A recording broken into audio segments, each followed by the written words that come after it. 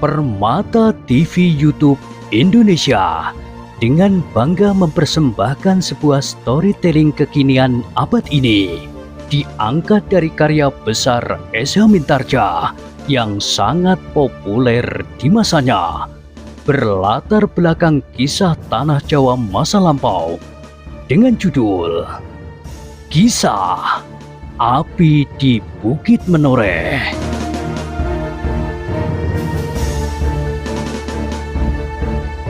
Pada kesempatan yang sangat baik ini, kita masuk pada episode yang ke-621. Selamat menikmati.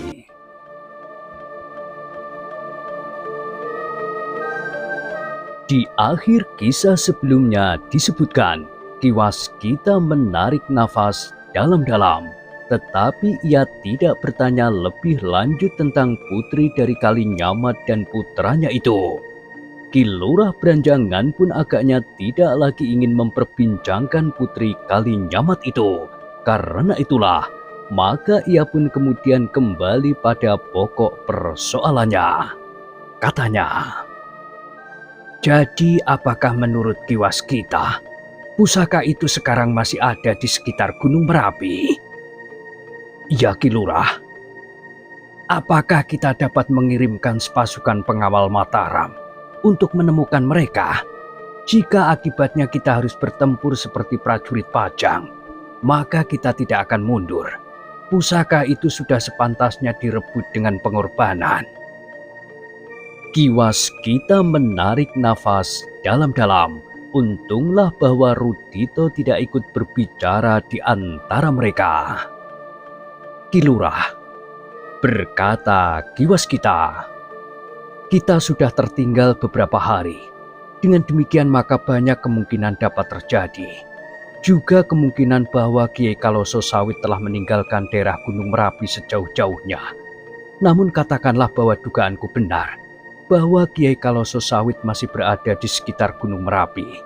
Maka usaha untuk menemukannya pun agaknya terlampau sulit." "Mungkin sangat sulit Kiwaskita, tetapi tanpa usaha apapun juga, kita juga tidak akan berhasil. Untuk melakukannya, agaknya kita harus memperhitungkan Pajang pula. Jika pasukan pengawal Mataram bertemu dengan prajurit-prajurit Pajang, maka persoalannya akan berubah. Kita melakukan tugas kita masing-masing," jawab Ki Lurah. "Tetapi Pajang merasa berkewajiban untuk menjaga dan melindungi seluruh wilayah Pajang. Panglima muda di bagian selatan ini pun tentu berpendirian demikian pula. Tetapi jangan lupa Kiwaskita," berkata Ki Lurah Branjangan, "Raden Sutowijoyo adalah putra Kanjeng Sultan Pajang yang mendapat anugerah gelar dan jabatan Senopati ing Alogo yang berkedudukan di Mataram."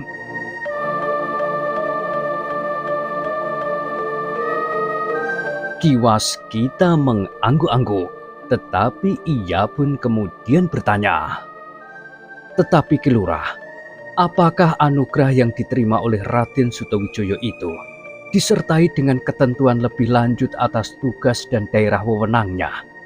Jika Kiai Kaloso Sawit katakanlah masih berada di lereng Gunung Merapi, di sisi manapun juga, apakah kekuasaan Senopati ing Alogo mempunyai wewenang untuk melakukan tindakan sesuatu atas mereka? Apa pula hubungannya dengan kekuasaan prajurit Pajang di daerah itu yang masih belum dicabut wewenangnya?" Ki Lurah Branjangan menarik nafas dalam-dalam. Wajahnya perlahan-lahan tertunduk. Dengan nada yang datar, ia bergumam, "Itulah yang masih kurang sekarang ini. Anugerah gelar dan jabatan atas Raden Sutowijoyo yang tidak disertai kepastian tugas dan wewenang. Sedangkan yang disebut Mataram pun masih belum pasti. Yang dihadiahkan kepada Ki Gede Pemanahan adalah alas Mentauk. Tetapi ternyata negeri yang menjadi ramai ini tidak hanya dibatasi oleh dinding hutan yang sekarang sudah hampir seluruhnya ditebang. Dengan demikian Ki Lurah, Sahut Kiwas Kita kemudian. Persoalan orang-orang yang berada di lereng Gunung Merapi itu pun masih harus dipertimbangkan masak-masak, sehingga satu sama lain tidak akan saling menyinggung.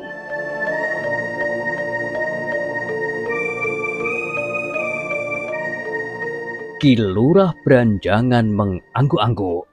Katanya, "Kiwas Kita benar. Kita memang tidak dapat bertindak tergesa-gesa. Untara adalah seorang panglima yang teguh pada sikap dan pendirian seorang prajurit. Tetapi jika Untara mendesaknya dari timur, meskipun seandainya Kiai Kalososawit berada di celah-celah antara Gunung Merapi dan Merbabu, kemudian mereka terdorong ke barat, maka atas persetujuan Untara, kami dapat bertindak atas mereka." Agaknya hal itu dapat dilakukan. Sementara Untara tidak mengetahui bahwa Kiai Kalososawit membawa sebuah pusaka yang sangat berharga bagi Mataram. Kami akan mencoba menghubungi Untara. Mudah-mudahan Untara tidak salah paham. Dalam hal ini, agaknya peran Kiai Gringsing akan dapat membantu. Desis Kiwas Kita. Oh, tentu. Kiai Gringsing masih mendapat kepercayaan dari semua pihak, apalagi jika Untara mengenal tanda-tanda yang terpahat pada tubuh Kiai Gringsing, khususnya di pergelangan tangannya.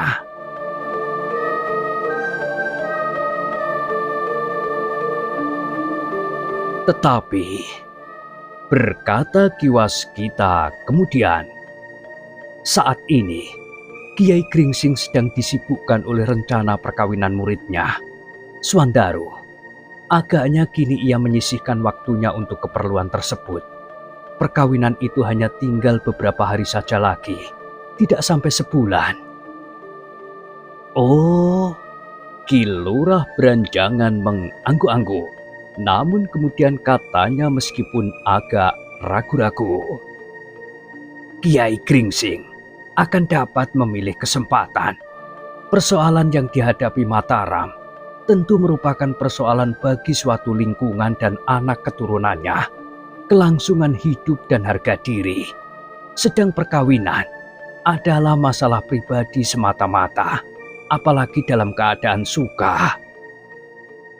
Kiwas Kita mengerutkan keningnya, kemudian ia pun berkata, Ki Lurah benar, tetapi jika kita menghitung seluruh tahun pada umur-umur Kiai Gringsing, berapa lama dalam perbandingan keseluruhan Kiai Gringsing mementingkan kepentingan pribadinya termasuk murid-muridnya? Ki Lurah Beranjangan seolah-olah tersadar dari mimpinya. Dengan serta-merta ia berkata, "Maaf, aku keliru Kiwas Kita. Jika Kiai Gringsing ada, aku wajib minta maaf kepadanya." Kiwas Kita tersenyum. Katanya, ia tidak mendengar, karena itu Ki Lurah tidak perlu minta maaf kepadanya. Ki Lurah Beranjangan tertawa, namun nampak pada sorot matanya bahwa ia benar-benar telah menyesal. Ki Lurah, berkata Kiwas Kita kemudian, hendaknya yang kami beritahukan tentang pusaka itu dapat dijadikan bahan yang barangkali akan membantu mengungkapkan usaha penemuannya. Selebihnya, kami masih belum dapat mengatakan apa-apa. Setelah perkawinan Anggir Swandaru itu berlangsung, maka kami akan dapat menilai apakah yang sebaiknya kami lakukan. Ki Lurah Beranjangan mengangguk-angguk. Katanya, "Aku mengucapkan terima kasih Kiwas Kita. Dan aku pun benar-benar ingin minta maaf. Aku telah salah menilai bantuan dan jasa yang tidak ada taranya dari Kiwas Kita, Kiai Gringsing dan Ki Sumangkar, juga Ki Argopati di Menoreh, terutama pada saat kita bersama-sama menghancurkan Panembahan Agung dan Panembahan Alit. Kita saling membutuhkan bantuan," jawab Kiwas Kita. "Di saat-saat mendatang, kami tentu masih banyak memerlukan bantuan. Sudah tentu, kami tidak akan berkeberatan Ki Lurah. tetapi dalam batas kemampuan kami.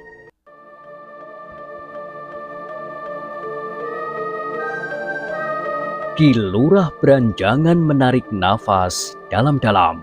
Sejenak mereka saling berdiam, seolah-olah mereka sedang menilai semua peristiwa yang pernah terjadi. Namun pada itu, sejenak kemudian Ki Waskita berkata, "Ki Lurah, selain semua pesan yang sudah aku sampaikan tentang pusaka itu, aku masih membawa pesan yang lain dari Ki Demang di Sangkal Putung." Oh, Ki Lurah mengerutkan dahinya. Apakah pesan itu juga menyinggung pusaka-pusaka yang hilang itu atau perkembangan Mataram selanjutnya? Ki Waskita menggelengkan kepalanya, lalu katanya, "Sama sekali tidak ada hubungannya dengan pusaka-pusaka itu, Ki Lurah, tetapi justru mengenai perkawinan Angger Swandaru." Ki Lurah memperhatikan kata-kata Ki Waskita dengan seksama. Ki Waskita pun kemudian menyampaikan pesan Ki Demang untuk mohon bermalam barang satu malam pada saat Swandaru bersama pengiringnya pergi ke tanah perdikan Menoreh. Ki Lurah yang mendengarkan pesan itu dengan tegang akhirnya tertawa. Katanya, "Hehehe, aku sudah berdebar-debar, tetapi pesan ini ternyata menggembirakan sekali. Tempat yang dipilih untuk singgah pengantin, apalagi untuk bermalam, tentu akan mendapatkan karunia yang sepadan." Ia berhenti sejenak, lalu katanya, "Tentu kami sama sekali tidak berkeberatan. Apa yang dapat kami sediakan akan kami siapkan di sini." Ki Demang tentu akan sangat berterima kasih. Aku pun berterima kasih pula bahwa tugas yang dipesankan kepadaku ternyata berhasil dengan baik. Hehehe, bukankah Ki Waskita tidak pernah gagal menjalankan tugas apapun juga?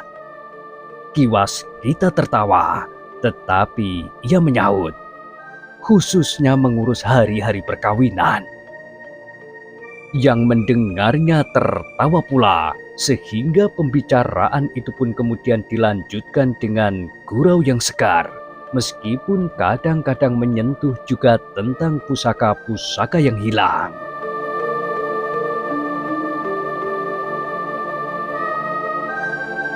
Rudito yang berada di dalam biliknya mencoba untuk dapat benar-benar beristirahat.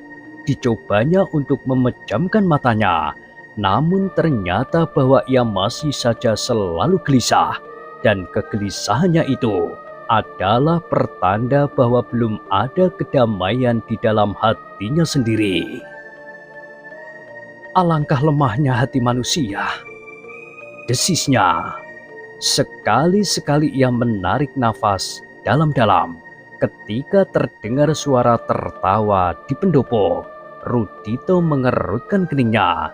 Di luar sadarnya ia pun tersenyum. Agaknya orang-orang yang berada di pendopo itu tidak sedang dicekam oleh ketegangan dalam pembicaraan mengenai pusaka-pusaka yang hilang itu. "Syukurlah jika mereka tidak sedang membicarakan sikap kekerasan," katanya di dalam hati. Namun demikian, terasa sebuah desir yang tajam tergores di hatinya. Ia mulai merasa semakin terasing dari pergaulan sesamanya, karena agaknya sikap dan pendiriannya masih belum dapat dimengerti oleh orang lain. Bahkan ayahnya sendiri telah membiarkannya berbaring seorang diri di dalam bilik itu. Sementara di pendopo, beberapa orang duduk dan saling mengutarakan pikiran dan pengalamannya yang agaknya langsung atau tidak langsung menyangkut pusaka-pusaka yang hilang itu sebelum mereka menemukan suasana yang terang. Tetapi Rudito tidak menyesali sikapnya itu. Yang disesali adalah kekebalan hati sesama yang tidak dapat mengerti sikap dan pendiriannya.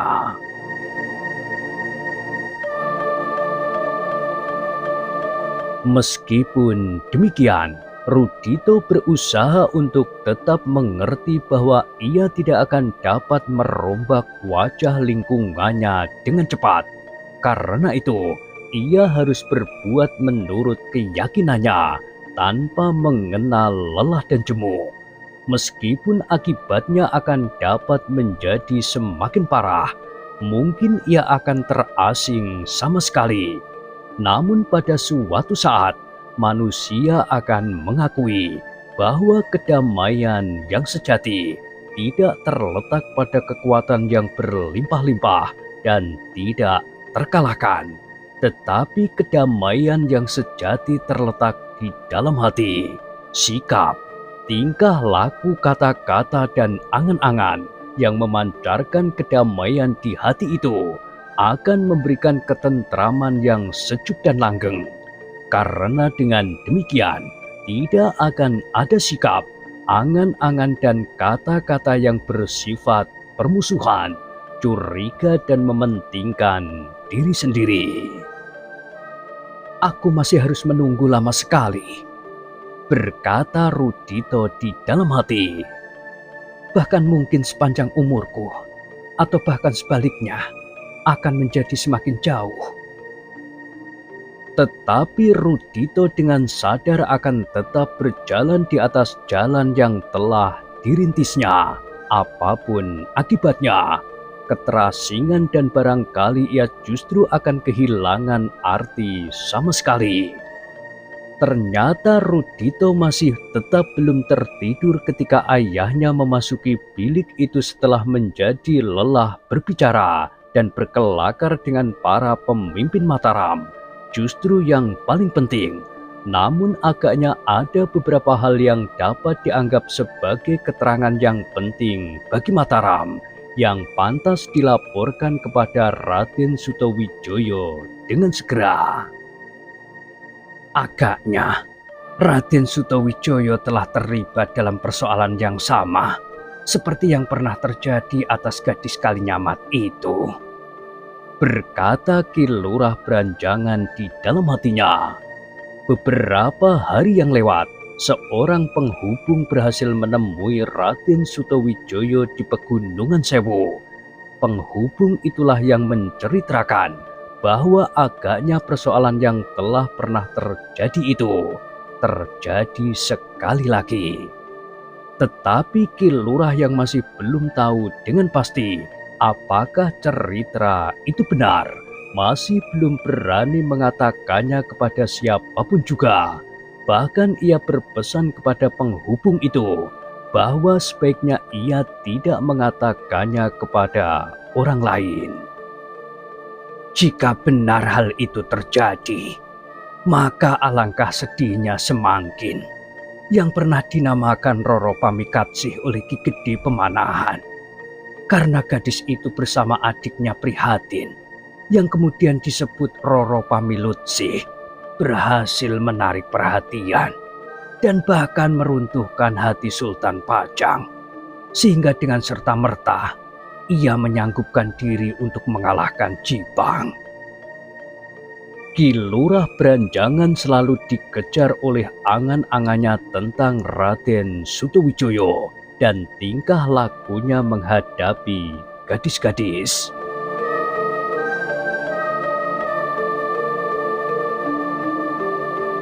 Dalam pada itu, ternyata bahwa Rudito dan ayahnya tidak lagi banyak berbicara. Agaknya Ki Waskita telah dengan sengaja membatasi setiap pembicaraan yang kadang-kadang dapat menumbuhkan persoalan dan justru salah paham. Karena itulah, maka ia pun kemudian membaringkan diri di pembaringan sambil bergumam. "Aku lelah sekali, Rudito. Aku akan mencoba tidur senyenyak-nyenyaknya. Apakah kau tidak mengantuk?" "Aku pun ingin tidur nyenyak, Ayah. Tetapi agaknya aku memang belum mengantuk. Tetapi jika Ayah ingin segera tidur, silakanlah. aku pun tentu akan tertidur pula nanti." Ayahnya tidak menjawab. Dipejamkannya matanya sambil menyilangkan tangan di dadanya. Sejenak kemudian maka nafasnya pun beredar dengan teratur. Rudito memperhatikan tarikan nafas ayahnya sejenak, tetapi ia tersenyum sendiri. Ia tahu bahwa ayahnya tidak tidur. Meskipun demikian, ia sama sekali tidak mau mengusiknya lagi. Namun lambat laun, keduanya yang saling berdiam diri di pembaringan itu pun akhirnya tertidur juga, meskipun tidak terlalu lama, karena mereka segera terbangun ketika mereka mendengar ayam berkokok dini hari.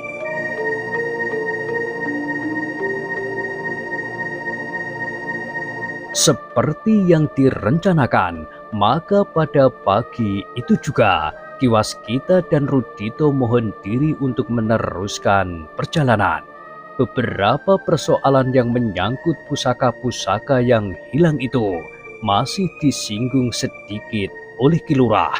Namun kemudian mereka lebih banyak berbicara tentang rencana Ki Demang untuk singgah di Mataram pada saat mereka membawa Swandaru ke tanah perdikan Menoreh.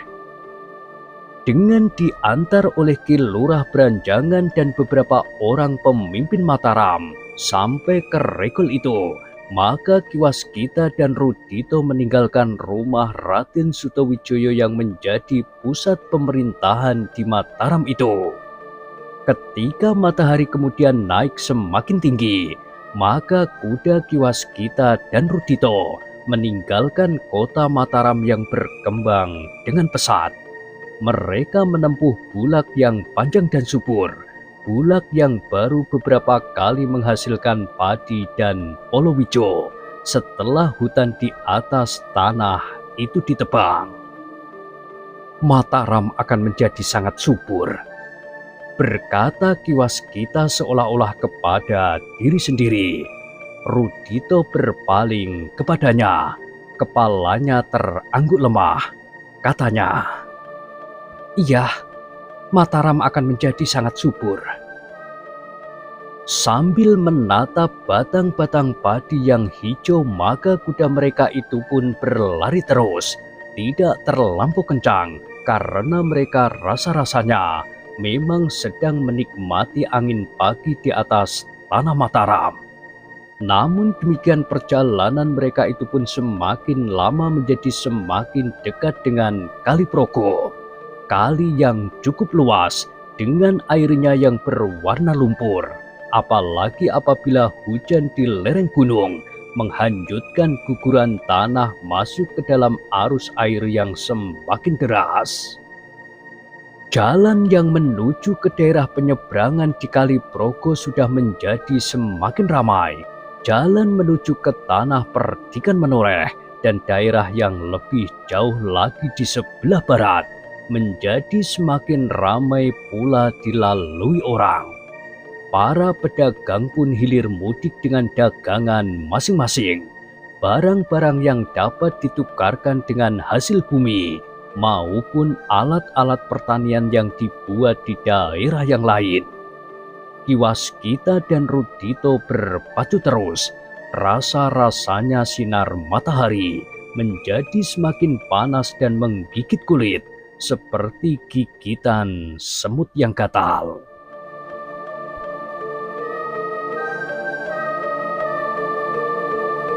Namun di perjalanan tidak banyak persoalan yang mereka temui. Bersama-sama dengan beberapa orang lain yang lewat, mereka menyeberangi Kali Progo dengan perahu. Agaknya para tukang satang telah berani turun ke sungai setelah beberapa lama tidak terjadi lagi bencana yang menimpa mereka dan kawan-kawan mereka di sepanjang daerah penyeberangan itu. Demikianlah, maka setelah beberapa kali beristirahat untuk memberi minum dan makan bagi kuda-kudanya, keduanya pun menjadi semakin dekat dengan padukuhan induk. Ketika dua orang pengawal yang sedang nganglang mengawasi keamanan daerah tanah percikan menoreh melihatnya, dan yang kebetulan sudah mengenal kiwas kita, maka mereka berdua pun segera membawanya langsung menuju ke rumah Ki Arkopati. Bahkan salah seorang dari keduanya pun mendahului untuk memberitahukan kehadiran kiwas kita. Ki Arkopati menjadi berdebar-debar.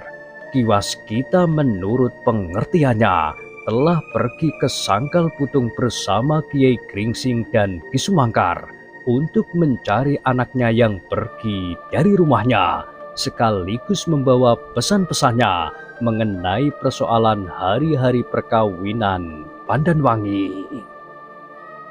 Ia hanya berdua dengan putranya yang manja itu, desis pengawal itu.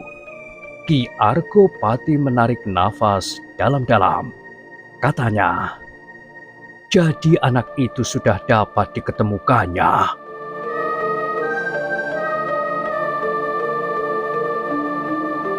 Demikianlah, maka sejenak kemudian kiwas kita dan Rudito pun memasuki halaman rumah kepala tanah percikan menoreh. Ki Arkopati yang telah diberitahu akan kedatangannya telah siap menyambutnya di pendopo. Dengan wajah yang terang Ki Arkopati menyongsong tamunya. Ketika nampak olehnya Rudito bersama ayahnya, maka ia pun segera mendekatinya sambil memberikan salam. Akhirnya, ayahmu berhasil menemukan kau, Rudito, berkata Ki Arkopati. Rudito menundukkan kepalanya.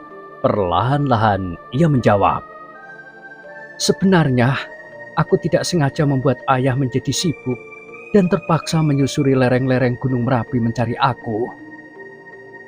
Ki Arkopati tertawa. Katanya,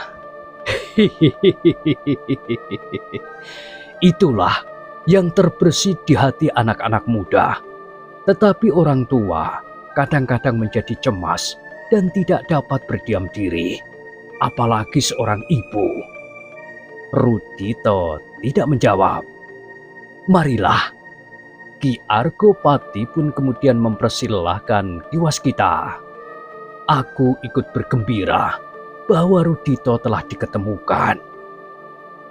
Kiwas kita tertawa. Katanya,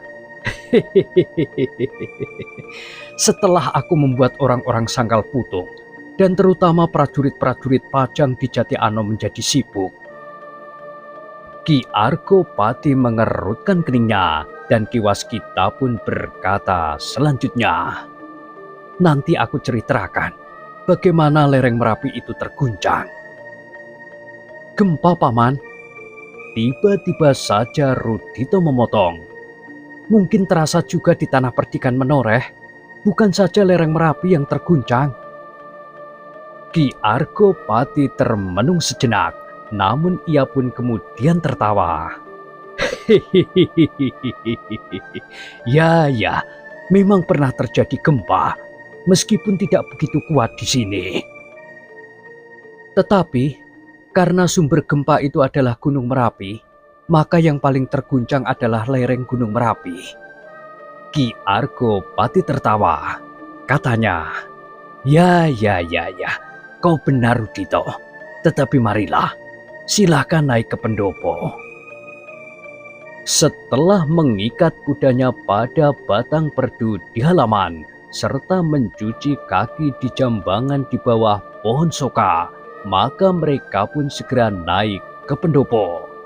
Mula-mula seperti kebiasaan yang lazim, maka mereka pun saling bertanya tentang keselamatan masing-masing, juga keselamatan orang-orang yang ditinggalkannya di Sangkal Putung, dan bahkan Jati Anom.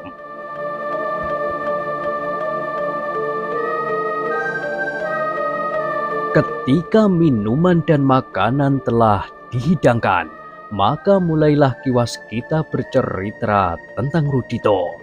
Meskipun ia harus berhati-hati dan menghindari persoalan-persoalan yang agaknya akan dapat menumbuhkan persoalan pada anaknya itu. Pembicaraan yang menjadi ramai ketika Pandan Wangi ikut menemuinya pula. Bahkan kadang-kadang ia masih dapat mengganggu Rudito yang beberapa saat yang lalu adalah seorang anak yang aneh. Seorang anak muda yang sama sekali tidak memiliki sifat-sifat seorang anak muda sewajarnya. Karena itulah, maka ia tidak lebih dari seorang anak muda yang penakut, bahkan pengecut dan agak licik. Tetapi sifat-sifat itu sama sekali telah berubah. Meskipun perubahan yang terjadi pun membuat Rudito tetap seorang anak muda yang aneh dalam bentuknya yang lain. Namun seperti yang diduga oleh Rudito, bahwa ia harus diasingkan dari pembicaraan yang lebih bersungguh-sungguh. Ternyata pula di malam harinya, ketika di pendopo sudah diterangi oleh lampu minyak, dan setelah Rudito dan ayahnya mandi serta membenahi pakaiannya, datanglah saatnya mereka dijamu makan malam. Namun setelah itu, maka Kiwaskita berkata kepada anaknya, "Rudito, jika kau lelah, beristirahatlah. Aku masih akan menyampaikan pesan-pesan Ki Demang Sangkal Putung tentang hari-hari perkawinan Anggir Swandaru dan Anggir Pandan Wangi." Rudito menarik nafas dalam-dalam, namun ia memang merasa lebih baik tidak ikut dalam pembicaraan yang tidak dapat diikutinya dengan perasaannya. Setelah minta diri untuk beristirahat kepada Ki Argopati dan bebahu tanah perdikan yang hadir menyambut kedatangannya, maka Rudito pun kemudian pergi ke gandok yang disediakan baginya dan ayahnya. Tetapi seperti di Mataram, ia pun tidak segera dapat tidur.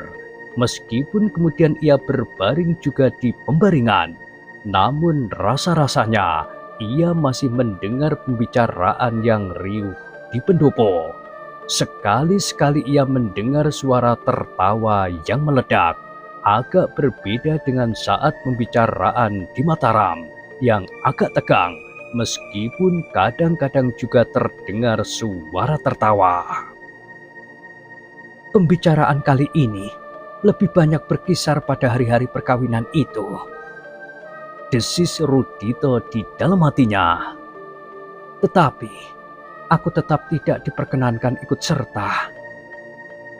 Sebenarnya lah yang sedang dibicarakan di pendopo adalah hari-hari yang sedang ditunggu-tunggu oleh segenap penghuni tanah perdikan Menoreh.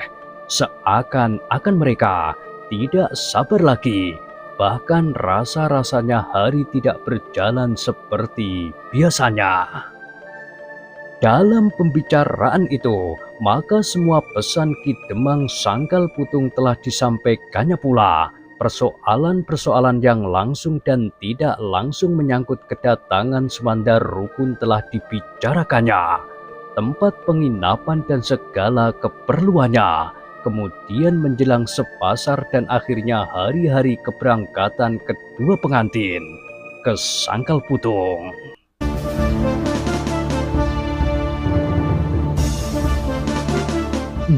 Nah, bagaimanakah kisah selanjutnya? Silahkan ikuti terus kisah Api di Bukit Menoreh pada kesempatan berikutnya. Sampai jumpa.